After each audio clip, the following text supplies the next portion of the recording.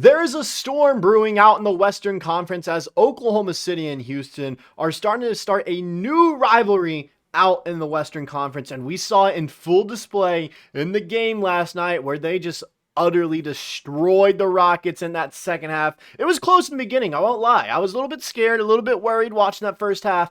It's like that meaning you got us in the first half, not gonna lie, but came back in the second half, dropped 70 points against Houston, and things got a little chippy at the end there as Alpren Sengun was trying to start a fight with Cason Wallace late in the game when they were down by like 10 points. Made no sense to me. It just fed into like my hate watch for Alpren Sengun even more watching that game. I mean, like he was just throwing hands the entire night, and finally Cason Wallace, when it happened to him, he wasn't going to take any of it, and he had some choice words along with Isaiah Hartenstein and Lou Dort. They had some choice words regarding that incident, that moment that happened last night in that game that we're going to break down and talk about how this is the start of something exciting out in the Western Conference that the entire league is going to need to watch out for, because these two teams, like there's really three teams out in the Western Conference that could run the entire conference for the next few years. That's Oklahoma City, Dallas, and now Houston is stepping into that mix. So we're going to break down everything that was said and their final box score from the game last night to show how we just, utterly destroyed them the entire game. Before we get into all that, though, I do recognize I've been gone for a bit, doing a lot of streams instead of videos. We're back now. I just got swamped with finals work. I hope you guys can understand. I'm still in college, senior year, so this shouldn't be a problem. Not very much longer for us, but I'm back now. Finals are done. And also, as always, 66% of you guys that watch these videos are not subscribed to the channel. All I got to say is if you enjoy the content, you find yourself coming back on a regular basis, or if you're new to the channel and you enjoy what we're doing here and you want to support, the best way to do so is just by hitting that subscribe button. It means the world to me. All right, with that out of the way, let's go ahead and get into talking about that game because there's, some stuff that we can break down. All right, we'll break down the box score, of course. But what I really want to talk about are the comments made after that game, because it really does go to show that OKC, they're not taking anything from anyone this year, all right? They're going to go out there, handle their business, and they're going to play some serious basketball, all right? Sure, the post-game antics, everything, they make it seem like we're a childish team, but those post-game comments from our players, that goes to show how mature this team really is and cancels out any doubt anyone had about this team being immature, not experienced enough, or too childish, because what they had to say, man, it just goes to show that those concerns are no longer there. So let's go ahead, get into it, stop talking about it a little bit, all right? Let's go and get into it. First, talk about some things that Isaiah Hartenstein had to say, along with Cason Wallace. When talking to reporters back in the locker room following their 111-96 win over Houston, the Thunder center was outwardly hyped up when asked about his thoughts on the technical call on Wallace. I loved it. My son getting into it, I already got his fine, so that's all good. I loved it. That's been Queso all year, Hartenstein said.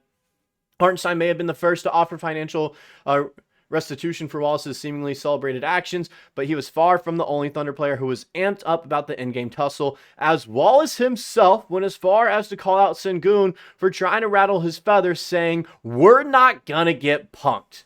Plain and simple, I love that mentality right now. They're not going to get punked. That's simple. You're going to try to come in here, throw hands with us, and get us off our game. That's not going to happen. We're going to respond even chippier and send you guys packing home. And that's exactly what OKC did last night in the victory. Things were getting chippy in that second half, and they actually responded much better than Houston. They dropped 70 points in the second half, whereas Houston, I don't even think they dropped, if my math's correct, they dropped 44 in that second half. 70-44 in one half of play right there. That is absurd. They just completely owned the game from the rest of the way out there.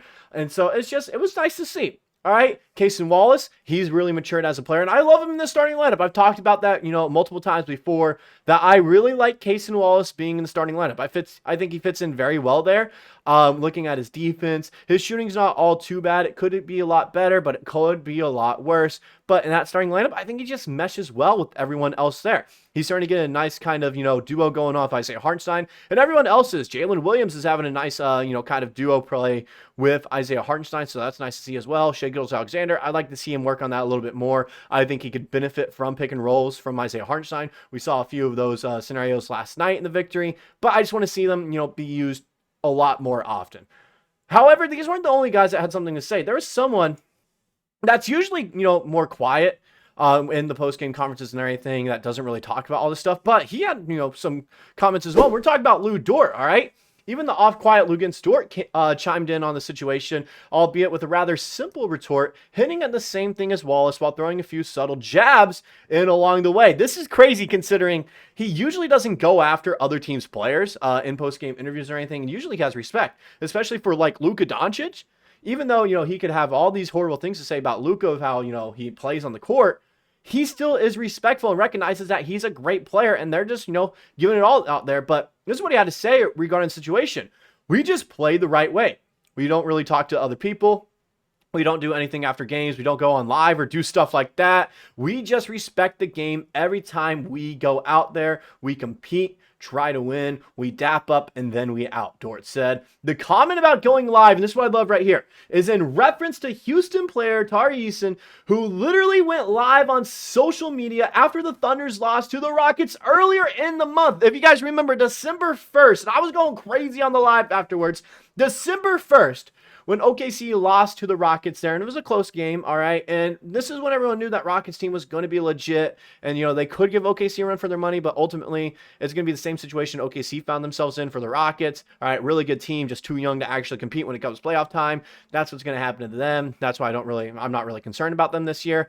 But Tari Eason, after the game, went live on Instagram, started playing Kendrick's Not Like Us, and danced with everyone else in the locker room after that loss. It was their Super Bowl. It was their finals championship right there. A regular season win against the Oklahoma City Thunder. That shows immaturity. People are questioning Oklahoma City for immaturity, being too childish, when they should be questioning Houston for that, when they literally were celebrating a regular season win like they just won the finals. Absolutely crazy to me. And having Lou Dort come out and say something about it, oh man, you have just rattled everyone's feathers in OKC, and they're going to come after you and just try to destroy you every game. If OKC, next time they match up with Houston, if they don't try to beat them by 20 plus points, I am going to be disappointed. They're going to go out there, be physical, and just bump them every single time. I'm going to see more posters from Hartenstein, more ankle-breaking moves from Shai Gilgeous-Alexander, dub postering some people as well, Cason Wallace being a menace on the defensive end. I'm going to see everyone going crazy on this team. Not to mention, we kind of locked them down when you look at the box score, so I don't know why they were trying to, punk us at the end there. Look at what we did to some of these guys, all right? Alpren Sengun, 6 of 16 from the field. He only finished with 13 points and -5 in the plus-minus with 4 turnovers. You played like booty, bro. Why are you trying to punk us at the end just because you had a bad game? Same with Fred VanVleet, someone who went off against us because he had so many free throws first time we played. Finished with 8 points, 1 of 11 from deep. Don't try to punk us. Same with Dylan Brooks. You went 4 of 13 from deep, 5 of 17 from the field. Don't ever try to do anything against us again, okay? Jabari Smith, he also played like crap, all right? Just being honest about this. None of their players played good because of how good our defense is and how much of a better team we are. So I don't understand why they're trying to punk us down at the end of the game and start something, because it clearly looks like the only way that Houston could beat Oklahoma City is by trying to injure one of their players and hope that they're still out come the next matchup. We've seen that with Golden State. That's what they did with Chet Holmgren. We got Isaiah Hartenstein back, and look what we did against them. We beat them, because when we're a somewhat healthy team, no team can compete with us. The only team that I can would be the Boston Celtics. When we're healthy and have a center out there playing with us, no team can beat us, all right? When you look at majority of the teams that have beaten us this year, it's because we were without a center, or they were a one-possession game, all right, on the road. So I'm not worried about the Houston Rockets because this is what we do to them on a nightly basis. So I don't want to hear anything from these Rockets fans and these Rockets players saying that, oh my goodness, we're going to compete with you guys in the playoffs. When you're not, we're going to own you guys for this year. We are. That's simple. You guys aren't going to be good because you're trying to injure players and get into fights, because that's the only way that you could win. And then you're celebrating after a regular season win like it's the NBA Finals. Chill. It's childish and immature. The script's being flipped on Houston now, all right? Once OKC was seen as childish and immature, now it's Houston for that Instagram live celebration that OKC responded with a much-needed victory against them in the NBA Cup semifinals, where they're going to face off against the Milwaukee Bucks for the NBA Cup championship. And technically, it would be OKC's first championship in franchise history. But that's for another time. That's all I got for this video. Let me know what you guys personally thought about Lou's comment along with Cason Wallace's and Isaiah Hartenstein's. I personally think they're fantastic and the exact things that this team needed to say and everyone else in the league to hear. But I'm interested in what you guys think, but they should have said something else. That's all I got for this video. I'll see you guys in the next one.